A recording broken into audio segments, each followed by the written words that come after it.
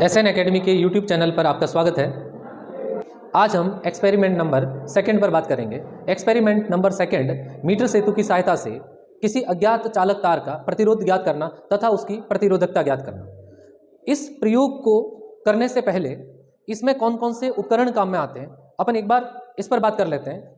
Metre सेतु वाले प्रयोग में एक प्राथमिक सेल का उपयोग करते हैं। ये एक प्राथमिक सेल है। इसके अलावा ये मीटर सेतु इंस्ट्रूमेंट है, ये रेजिस्टेंस बॉक्स है, ये गैल्वेनोमीटर है, ये गैल्वेनोमीटर यूज करते हैं। ये चालक तार है जिसका अपन को प्रतिरोध ज्ञात करना है। ये रियोस्टेट है, ये स्विच है और ये एक जॉकी है।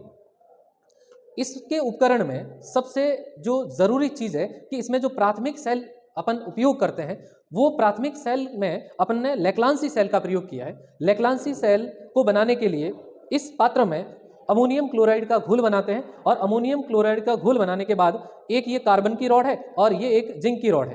कार्बन की रॉड और जिंक की रॉड को इसके अंदर डुबा देते हैं जिससे अमोनियम आयन बनते हैं और क्लोरीन के आयन बनते हैं। अमोनियम आयन जो होते हैं वो अपना जो धनावेश है वो कार्बन रॉड को देते हैं, तो ये एज ए धन इलेक्ट्रोड की तरह व्यवहार करता है, और जो क्लोरीन है वो जिंक रॉड को अपना ऋणावेश देते हैं, इसलिए ये जो जिंक रॉड है वो ऋणावेश का कार्य करती है।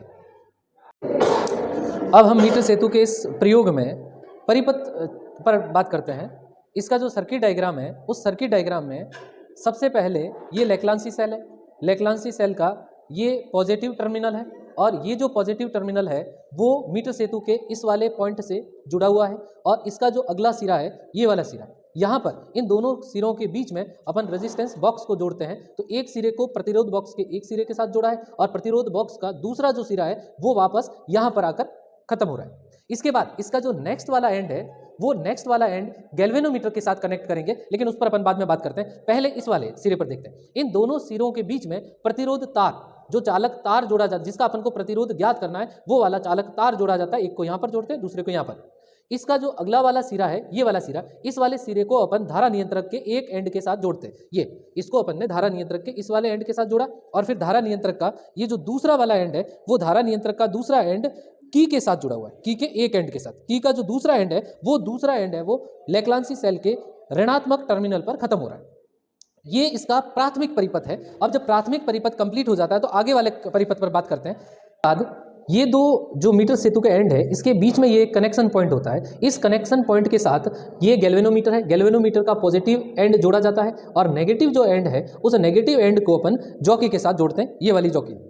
मीटर ब्रिज जो है वो व्हीट स्टोन ब्रिज के सिद्धांत पर कार्य करता है, और व्हीट स्टोन ब्रिज में अपन संतुलन लंबाई निकालते हैं। तो यहाँ पर इस मीटर ब्रिज की संतुलन लंबाई अपन को निकालनी है, और संतुलन लंबाई निकालने के लिए कहीं ना कहीं यहाँ बीच में ऐसा पॉइंट आएगा जिसमें धारामापी में विक्षेप 0 होगा। पहले अपन इस मीटर ब्रिज के सर्किट डायग्राम को चेक करते हैं कि ये सही से कनेक्ट हुआ नहीं हुआ। चेक करने का तरीका क्या होता है, इस जॉकी को पहले उस एंड पर अपन को टच करवाना होता है, इस वायर के इस एंड पर टच करवाते तो जो गैल्वेनोमीटर का जो विक्षेप होता है वो देखना होता है। जिस डायरेक्शन में विक्षेप होता है इस जॉकी को फिर इस एंड पर टच करवाने से वो जो विक्षेप होता है वो ऑपोजिट डायरेक्शन में हो जाता है। अगर इस तरीके से गैल्वेनोमीटर में विक्षेप है तो अपन ये कह सकते हैं कि अपना ये जो सर्किट कनेक्शन हुआ है वो बिल्कुल सही है। तो पहले अपन इसको चेक करते हैं इस एंड पर। अब इस एंड पर देखिए, जैसे ही मैं टच कर रहा हूं है ना, की को अपन ऑन करते हैं। जैसे की को प्रेस किया, अब की को प्रेस करने के बाद यहाँ पर जैसे इसको टच किया, अब देखिए गैल्वेनोमीटर में विक्षेप है वो इस डायरेक्शन में हो रहा है। आप गैल्वेनोमीटर में विक्षेप देख सकते हैं, ये गैल्वेनोमीटर में विक्षेप इस डायरेक्शन में हो रहा है जब इसको अपन इस एंड पर, इस वाले एंड पर टच कर रहे हैं वायर पर। अगर इसी जॉकी को इस वाले एंड पर जब अपन टच करेंगे तो यहाँ जो गैल्वेनोमीटर में विक्षेप होगा वो ऑपोजिट डायरेक्शन में होगा। तो अपन एक बार इस एंड पर इसको की को टच करके देखते हैं। अब हम इसे दूसरे एंड पर चेक करते हैं। देखिए दूसरे एंड पर यहाँ चेक करते हैं तो इसका ये देखिए, ये डिफ्लेक्शन, इसका डिफ्लेक्शन बिल्कुल ऑपोजिट साइड आ रहा है। देख सकते हैं आप, बिल्कुल ऑपोजिट साइड आ रहा है। अब यहाँ पर ये अपन कह सकते हैं ये जो कनेक्शन है वो बिल्कुल एक्यूरेट है। अब इसकी रीडिंग अपन कैसे लेंगे, तो यहाँ पर इस जॉकी को आपको लगभग 40 से 60 के बीच में आपको एक पॉइंट मिलेगा जहाँ पर इस जॉकी को रब कराना है, और वहाँ पर गैल्वेनोमीटर में, अब देखिए जैसे यहाँ पर मैं कहीं इसको टच करता हूँ तो बिल्कुल गैल्वेनोमीटर में 0 विक्षेप नहीं आता। तो आपको गैल्वेनोमीटर में 0 विक्षेप वाली स्थिति कैलकुलेट करनी है, और यहाँ पर उस समय स्केल पर आपको रीडिंग है वो नोट करनी है। तो सबसे पहले ये जो रेजिस्टेंस बॉक्स होता है इससे आप है वो एक रेजिस्टेंस निकाल लें। ये आपके आर की वैल्यू देगा, ये वाली आर की वैल्यू है।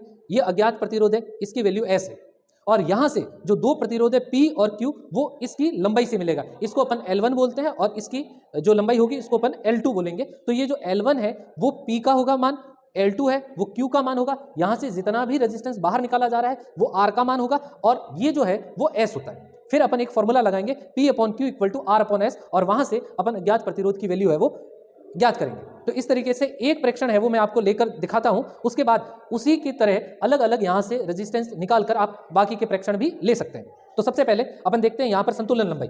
देखिए संतुलन लंबाई है लगभग आपको 40 और 60 के बीच में मिलती है, तो इसके बीच में आप कहीं से टच कराना स्टार्ट करें। देखो अब यहाँ जीरो विक्षेप नहीं आ रहा है, कुछ हल्का है, तो इसको रब नहीं कराएं, इसको धीरे धीरे थोड़ा है ना टच कराते हुए ले जाएं। ये देखो जीरो विक्षेप, ये जीरो के करीब आ रहा है और ये है ना लगभग। अब देखिए अब ये जो टच है वो लगभग ये जीरो हो गया।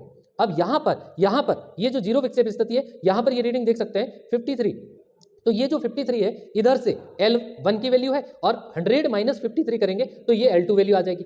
तो इस तरीके से आपका ये L1 का एक मान है, L2 का मान है, R का मान अपन ने 1 ओम और उसके अकॉर्डिंग है वो फॉर्मूला लगाकर अपन S की वैल्यू निकाल सकते हैं। तो इस तरीके से ये मीटर ब्रिज है उसकी एक रीडिंग ले ली, इसी तरीके से आप है वो अगली रीडिंग पर काम कर सकते हैं।